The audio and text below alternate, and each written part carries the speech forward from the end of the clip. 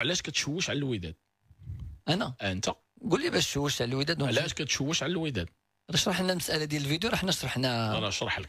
علاش جهدنا عليهم. يتمنى عرفتي شنو قال لي؟ يتمنى مرحبا قال السي هشام، تحيه بعدا السي هشام. توحشنا شحال ما هضرنا معاه. العودي بعدا اللي كيطالب من اللاعبين. انا ما كنقصو زيد بعدا تتسول. نسولك السؤال، علاش انت ما درتيش هذا الشيء مع الرجاء فاش كنتي داعيهم؟ شنو ما درتش؟ ما درتيش معاهم حتى بروتوكول وداك الشيء وقصتي لهم، طالبتي بفلوسك وخديتيهم كاملين. علاش غندير معاهم انا بروتوكول؟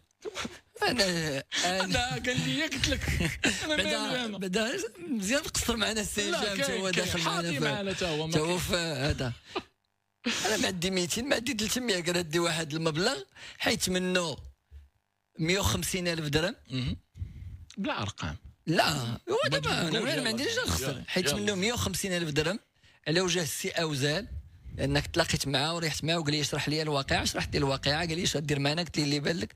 تفاهمنا مونطو قليل عطاو لي، الله يعاون الله يعاون. زعما ما عنديش 300 ولا 400 باش ندير، وما كانش في المنعه. انا راه ما عندي لا منعه لا عصفه لا كنتش في المنعه. صافي يلا الدور صافي السي هشام بقى على خاطرو. حنا السي هشام وانت كتشوش على عباد الله حاضرين ناقصه معلوم يشوشوا عليك. وراحة انت اللي كتشوش، انت اللي السي هشام كيسحبني فعلا. صيفط الفيديو فرحان وزربان حنا شرحنا لك. انت الشيء دابا اللي في ديال داكشي ديال البارح حنا كندويو عليه.